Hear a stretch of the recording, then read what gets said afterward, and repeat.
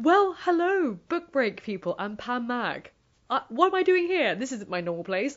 Hi, my name is Cinzia Dubois. I'm also known as the Lady of the Library here on YouTube, where I talk all things ancient history, dark history, and also books, and my PhD journey as a classics student. And also here are my dogs as well. They've decided to join on this merry day because I've received a really exciting package from Book Break. They've kindly sent me this massive box of history fiction. I have no idea what's in here, so myself and my weasel dogs are going to open it together. I must remove teeny tiny squiffs so they don't get in the way of opening dangerous boxes of books. Oh my goodness, there is so much. Right, doggies aside, let's go through this one by one. First up, Kristen Hanna, The Women. I have never read a Kristen Hanna before. In fact, I don't think I've even come across her works before. Ooh, I wonder if this kind of has an American version of Atonement, because this is about a 21-year-old Californian nursing student who's raised by a conservative family, and the Vietnam War starts. Her brother is sent off to Vietnam to fight. She becomes a nurse during the war, and it's her managing the chaos of that and telling the tale of heroism in terms of nursing stories from Vietnam War. Now, I've read a lot of stories about chaps in the Vietnam War, novels centered around that theme. I've never read about a nursing position in there, so that's going to be quite a unique take on it. Also, how gorgeous are these in pages? Really? These are stunning. Ooh, this is beautifully designed. The Burial Plot by Elizabeth McNeill. So this sounds right up my street. If you are a fan of the history of body snatchers from graves, like the Birkenhair. I live in Edinburgh, and that's a famous part of our history. This sounds right up our street. We're talking about a young lady who works as a maiden servant, who works for a very posh house, but it seems to be connected with body snatchers, as it were, in the history of that in late 1800s. Well, whereas 1839, early 1800s. The idea of a dark gothic historical thriller sounds right up my alley, so I am very excited for this in particular. I mean, I've only got 2 books in, but I'm excited for that definitely. We have Percival Everett James. Gorgeous again, hardback. I love the colour of the inlay. It's a retelling from Jim's perspective of Huckleberry Finn. Oh my god, this sounds absolutely fantastic. What? I love a good retelling. My whole PhD thesis is about myth retellings. That's what I specialise in. So the idea of retelling the tale of James's character from Huckleberry Finn. Oh my god, that sounds so exciting. Oh, no. The Maidens brought out another book. Kate Forster, the author of The Maidens, has brought out The King's Witches. Again, I talk a lot about witch history over on my channel. This is right up my street. Anything to do with witchcraft, I've done so many videos on the history of witchcraft in so many different areas. This is, again, oh my god, I'm so excited. But this seems to be far more different from the others because it's told from Princess Anna of Denmark, who marries King James, and it's her role in the witch trials and her relationship with one of her ladies' maids, Kirsten, and another one called Jura.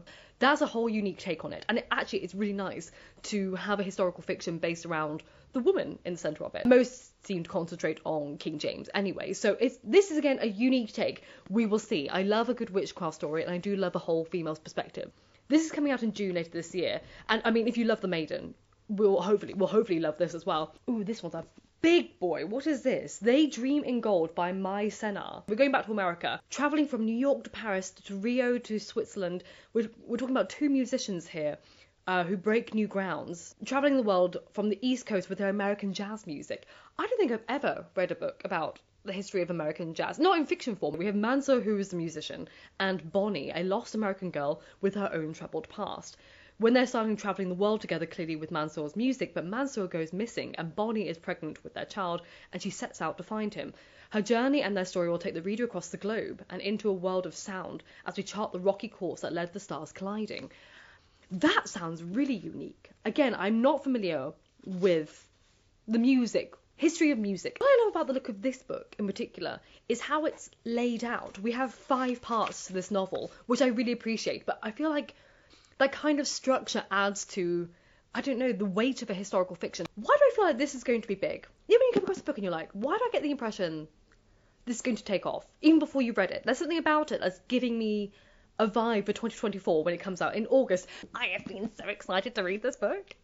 This has been on my to-read list for a long time since it came out in hardback. It's The Square of Sevens by Laura Shepherd Robertson. So this is about the story of Red, who is the daughter of a fortune teller, but when he dies, she then becomes in the hands of a scholar, a gentlemanly scholar, as it were. And as she comes through that, she enters high society with her fortune telling skills.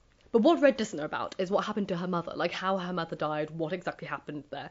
Her father's obviously left her with a load of questions, and also he has enemies. So she's kind of been dropped into the midst of secrecy, as it were. She wants to find out what happens to her mother.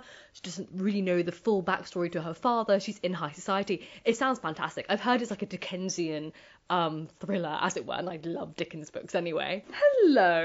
Goodness me, I haven't seen you in a long time. It's Hannah Kent's Burial Rites. This is an oldie but goldie, isn't it? I just looked up when this came out. It was 2013. Where does life go? I can't believe it's been 11 years since this book originally came out. So, this is set in 1829 in northern Iceland during the period of the last public execution, and we have the accuser here, Agnes, who is accused of murdering 2 people. One was her employer, and it's in this remote little farmstead in the middle of nowhere, in the middle of winter, and that's what this book covers. And during the last moments of her life, she's forced to live with a family that's taken her in this farmstead.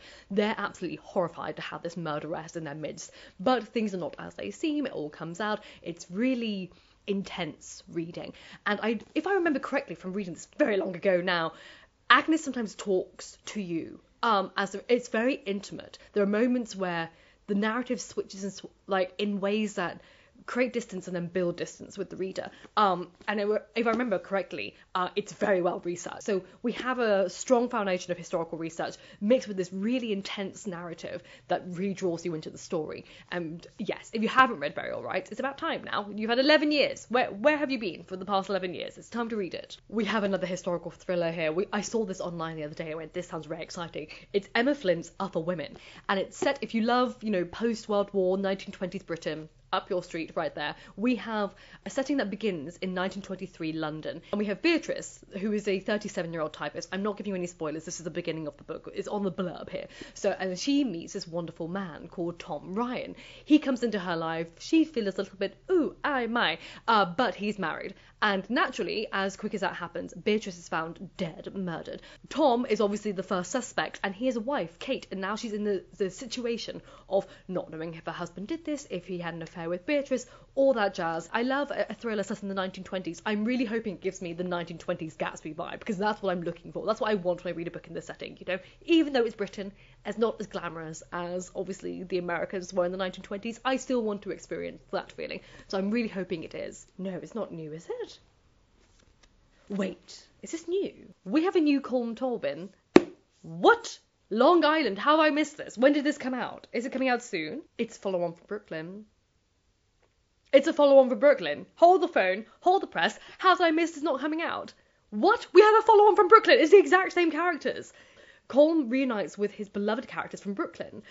Stop. A man with an Irish accent knocks on Ellis's door on Long Island, and in that moment everything changes. Ellis and Tony have built a secure, happy life since leaving Brooklyn. Perhaps a little stifled, by the in-laws, living so close, but 20 years married and with 2 children looking forward to a good future. And yet this stranger will reveal something that will make Ellis question the life that she created. We need to go get out our copy of Brooklyn and revisit that before we pick up this again, because it's been a long time. When did Brooklyn come out? My goodness, that's a very old. 2009? Brooklyn came out. Wow. I was a whole different person back then. I can't read that now without revisiting Brooklyn first, but I'm very excited. Also, gorgeous colour scheme. I'm loving this. Who designed this? Good job, I like it. I just saw what's happening in the book. The cover's been a bit damaged, but oh my god, it is A Song of the Hundredth by Lucy Holland. So I read Sister Song when it came out from a library copy, I believe. I got it from the library. So I don't actually own the original beautiful Sister Song version of this. We're going to 60 CE in Britain here. So I think that's the oldest book we've come across so far. Yes, pretty sure? Yes, very sure. Our main character, Herla, starts off by trying to protect her lover from the Romans. So she makes a pact with the king of the otherworld, as it's called. Then, with this pact, she becomes Lord of the Hunt and reaps souls. What the actual heck? This sounds amazing. So she makes this deal with the king of the otherworld. She then spends centuries reaping the souls of people as she goes through battlefields, until one night she meets a woman on a bloody battlefield, the Saxon queen with ice blue eyes. Hold the phone, this sounds incredible. A warrior queen, a damned immortal, and a curse that must be broken. I'm sorry, this is excellent. Well, that sounds like everything, because that's going straight on top of the reading pile.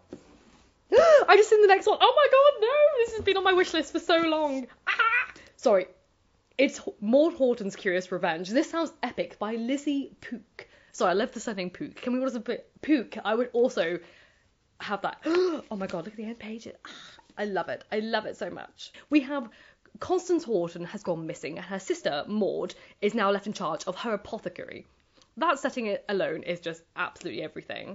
All Maud knows is that Constance has abandoned her life, dressed up as a boy, and boarded a ship for the Arctic, which sounds like an epic way to escape your responsibilities in life. I would. But Constance hasn't returned, and Maud knows something is wrong here. Nothing seems quite as it is. So Maud goes through Constance's Arctic journal and finds that there's clearly a cover-up happening here. Something more sinister went down on the Arctic journey. So Maud has to step into London's dark underbelly to find out more. Everything about this, from the kind of men who seek their fortune in cities' horrors, from the hangings of Newgate to the ghoulish waxworks of Madame Tussauds. Close the phone. I can't even describe a winner here. We have too many things. We have another World War I book here. Now, it seems understated, but actually, just having a look at the back, this sounds very good. The World and All That It Holds by Alexander Hemon. We have Rafael Pinto, who works in a pharmacy in Sarajevo, gets called into the war, is now in the trenches of Spain. And it says here the only thing he has to live for is Osman, a fellow soldier in the trenches. Together, Pinto and Osman will escape the trenches and find themselves entangled with spies and Bolsheviks. They travel over mountains and across the deserts, from one world to another, all the way to Shanghai. It is Pinto's love for Osman that will truly survive. Everything about this sounds so wholesome. But obviously I have a horrible feeling it's going to be tragic. Why is it going to be a tragic love story between Pinto and Osman? This is how it's packed, but I was just obviously speaking of this. I've been very kindly also sent her first one, The Maidens, which I talked about. How exciting! And also, I don't have a copy of this, because again, I got it from the library, so, how exciting! This is set in Edinburgh, in the 17th century, 1650 something? No, 1679. Darn my memory. And Christian Nimmo has been arrested for murdering her lover. What's interesting about this case in history is that Lady Christina was living the high life. Like, she was already married, she had wealth and riches, and then she ruined it all for an affair, and then ended up murdering her lover. What made her do it? Why did she do it? Oh, you had to find out. You had to read the book and find out. Hello, Roman historical retellings. We do love you. And well, The Sparrow by James Hines. This is the story of a young man who is raised on the edges of a dying Roman Empire in Carthago Nova. He has no identity. He doesn't know where he came from. So this is his story of him crafting his own identity. And he's known himself as the Sparrow. And from what I've heard, my friend has read this and she said it's like another version of Wolf Den. I know my friend who read it said it feels like you're there. Like you feel like you're in the setting because it's so well researched, but more incredibly atmospheric. So if you love that kind of transportation historical fiction that really takes you into the ancient world, then this is right up our street, because I know I'm very excited after she told me about it. So thank you for sending me Sparrow. Oh, we're on the final two. One of them is very beautiful. I'm going to save that one till last. John Manuel Arias, Where There Was Fire. Never heard of this. Let us explore it together. We are going to Costa Rica in 1968, so not very long ago at all, when a lethal fire erupts in an American fruit company's most lucrative banana plantation, burning all the evidence of a massive cover-up. Teresa and her daughter are now fraught 27 years later. Her daughter, Lyra, wants absolutely nothing to do with her, but she's still desperate to find out what happened to her family during that fire 27 years prior. And it says here, what unfolds is a story of a mother and a daughter trying to forgive what they do not yet understand, and the mystery of the heart of one family's rupture, steeped in masochismo, jealousy, and greed. Brewing with ancestral spirits, omens, and the force of nature, John Manuel Arias' extraordinary debut novel weaves a brilliant tapestry of love, lost and found again, and ultimately redemption. Very exciting. And the final one in this incredibly generous box is this beautifully designed book called Death on the Lusitania by R.L. Graham. I've never heard of this at all. So we have the RMS Litania, which is one of the world's most luxurious ocean liners, heading over to war-torn Europe. And on it is Patrick Gallagher, who's a civil servant for His Majesty's government, and he's taking back a diplomat back to England. But on it, a man is believed to have killed himself in his room, and Gallagher's not quite convinced. He believes that something is awry, and it's a murder mystery on a big fancy ship. And we love a big fancy ship murder mystery because none of us go on big fancy ships, not only because we can't afford it, but also because this is what's going to happen, isn't it? We stay away from boats, don't we, children? We only read about boats. We don't go on boats because this is what will happen. But apparently, right here in the golden thing, it says perfect for lovers of Agatha Christie. And that's perfect because I'm a lover of Agatha Christie. Wow! There's so many books there. I'm so excited. I can't even express which ones I'm most excited for. I think this one's going to break my heart. This one I'm very excited for anyway, in general. Thank you so much, Book Break, for including me in your historical fiction haul. I wasn't even expecting all of that. I knew it was a big box, but I didn't realise that many books could fit in such a little box. Yes, it's technically a big box, but I did not expect that many books to come out of that. That was like Mary Poppins' handbag, that box of books. Thank you so much again, Book Break. I hope you enjoyed watching this. Are there any books that you found interesting or what you want to read? Let them know in the comments down below what you're looking forward to reading out of this whole haul. And I hope you have a fantastic day. And I will say my catchphrase that I always do. Stay happy and healthy, and remember, books save lives. So keep reading.